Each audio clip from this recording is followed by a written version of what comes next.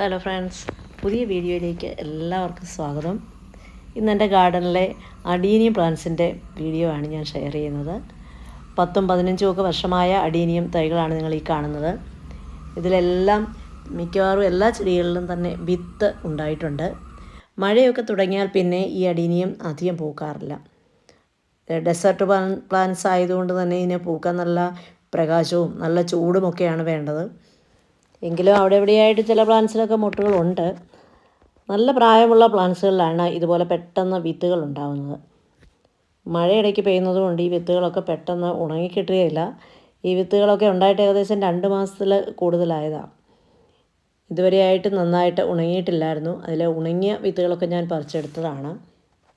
അപ്പൂപ്പന്താടി പോലെയുള്ള ഈ വിത്തുകളിൽ ഇതിൻ്റെ 2 സൈഡിലേക്കും അതിൻ്റെ നടുക്കായിട്ടാണ് വിത്തുകൾ വരുന്നത്. അത് നമുക്കത് അടർത്തി ഇതുപോലെ എടുക്കാവുന്നതാണ്. ചിലതിൽ 100-120 വിത്തുകളൊക്കെ ഉണ്ടാവും. എല്ലാ വിത്തുകളും ഒരുപോലെ നല്ലതാവണമെന്നൊന്നുമില്ല. നേരത്തെ എടുത്തു വച്ചിരുന്ന കുറേ വിത്തുകളുമുണ്ട്. അപ്പോൾ അത് എല്ലാം കൂടി എടുത്തിട്ട് നമുക്ക് പുതിയ രീതിയിൽ ഇന്ന് ഞാൻ വിത്ത് മുളപ്പിക്കുന്നത് എങ്ങനെയാണെന്ന് കാണിച്ചു തരാം. സാധാരണയായിട്ട് ഞാൻ മണ്ണിൽ പാകിയാണ് മുളപ്പിക്കാറുള്ളത്. ഇന്ന് ഒരു പുതിയ മെത്തേഡ് പരീക്ഷിക്കാമെന്ന് വിചാരിച്ചു. വളരെ ഈസി ആയിട്ടുള്ളൊരു മാർഗ്ഗമാണ്.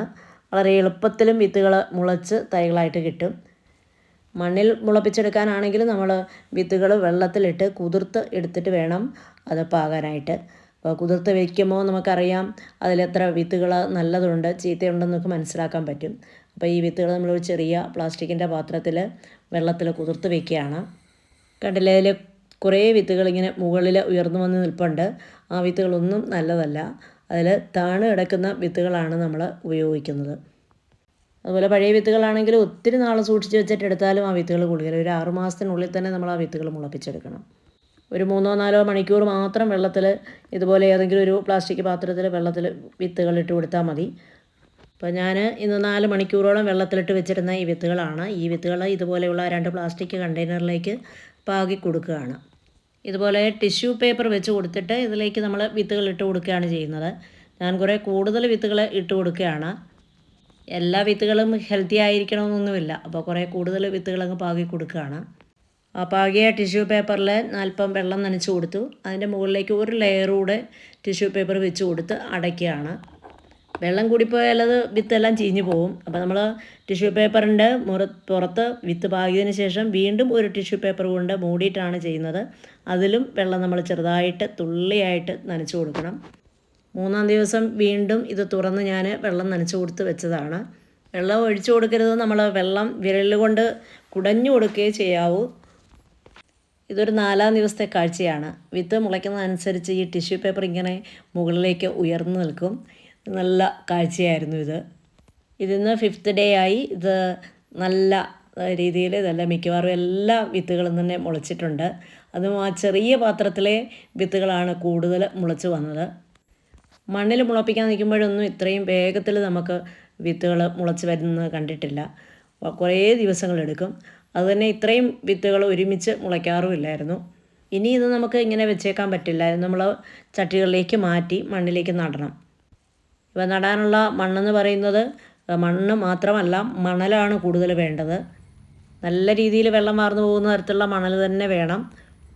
ഞങ്ങളുടെ പറമ്പിനോട് ചേർന്നൊരു ഓലിയൊക്കെ ഉണ്ട്, അരുവി. അപ്പോൾ അവിടെ നിന്ന് കുറേ മണലൊക്കെ വാരിക്കൊണ്ടുവന്ന് വെച്ചിട്ടുണ്ട്. അതിലല്പം എല്ലുപൊടിയും കമ്പോസ്റ്റും ചകിരിച്ചോറും ഒക്കെ ചേർത്ത് ഇളക്കിയ പൊട്ടി മിക്സാണ്. ഇനി ഇത് ഓരോന്നായിട്ട് നമുക്ക് നട്ട് വയ്ക്കാം. അല്പം പോലും മണ്ണിൽ ആഴ്ത്തി വയ്ക്കേണ്ട കാര്യമില്ല. ഇതിൻ്റെ വേരുകൾ വളരെ ചെറുതാണ്. ആ വേരുകൾ ചെറുതായിട്ടൊന്ന് മണ്ണിൽ മുട്ടിച്ച് വെച്ച് കൊടുത്താൽ മതി. കുറേ എണ്ണം ഒരുമിച്ച് ഒരേ അകലത്തിൽ ഈ ചട്ടിയിൽ വെക്കുകയാണ്. 2-3 ചട്ടി എടുത്തിട്ടുണ്ട്. അപ്പോൾ അതിലെല്ലാം നമുക്ക് ഒരേ അകലത്തിൽ ഇതുപോലെ വെച്ച് കൊടുക്കാം. ഇനി ഒരു 3 ആഴ്ച കഴിഞ്ഞാൽ ഇതിന് നമുക്ക് വളമിട്ട് കൊടുക്കാവുന്നതാണ്. കടൽപ്പായൽ വളം, അത് നമുക്ക് ഓൺലൈനൊക്കെ വാങ്ങിക്കാൻ കിട്ടുന്നതാണ്. അതിതിന് വളരെ യോജിച്ചതാണ്. ഒരു 45 ഡേയ്സൊക്കെ കഴിഞ്ഞ് നമുക്ക് വളർച്ചയ്ക്ക് അനുസരിച്ച് നമുക്ക് ചെറുതായിട്ട് വളമിട്ട് കൊടുക്കാം. ഒരു 3 മാസമൊക്കെ ആകുമ്പോഴേക്ക് മാത്രം ഇത് നമുക്ക് വേറെ ചട്ടിയിലേക്ക് മാറ്റി കൊടുക്കേണ്ടി വരത്തുള്ളൂ. നേരത്തെ വളർച്ചയ്ക്ക് അനുസരിച്ച് ഒത്തിരി വലുതല്ലാത്ത ചട്ടികൾ നമുക്ക് ഓരോന്നായിട്ട് മാറ്റി വയ്ക്കാവുന്നതാണ്. അപ്പോഴും ശ്രദ്ധിക്കേണ്ടത് ഒത്തിരി ആഴത്തിൽ ചുവട് വെച്ച് കൊടുക്കരുത്. ചെടിയുടെ വളർച്ചയ്ക്കനുസരിച്ച് നമുക്ക് പോട്ട് മാറ്റി കൊടുക്കാവുന്നതാണ്. പോട്ടി മിക്സ് തയ്യാറാക്കുമ്പോൾ നന്നായിട്ട് വെള്ളം വാർന്നു പോകുന്ന തരത്തിലുള്ള പോട്ടി മിക്സ് തയ്യാറാക്കുവാനും ശ്രദ്ധിക്കണം. ഈ ചെറിയ വീഡിയോ ഇവിടെ വൈൻഡപ്പ് ചെയ്യുകയാണ്. നിങ്ങൾക്കും ഇതുപോലെ വളരെ ഈസി ആയിട്ട് വളരെ എളുപ്പത്തിൽ നല്ല ഹെൽത്തി ആയിട്ടുള്ള അഡീനിയം പ്ലാന്റ്സ് തയ്യാറാക്കിയെടുക്കാവുന്നതാണ്. വീഡിയോ ഇഷ്ടപ്പെട്ടാൽ ലൈക്ക് ചെയ്യാനും കമൻറ്റ് ചെയ്യാനും മറക്കരുത്. അടുത്ത വീഡിയോയിൽ കാണും വരെ എല്ലാവർക്കും നമസ്കാരം. Thanks for watching.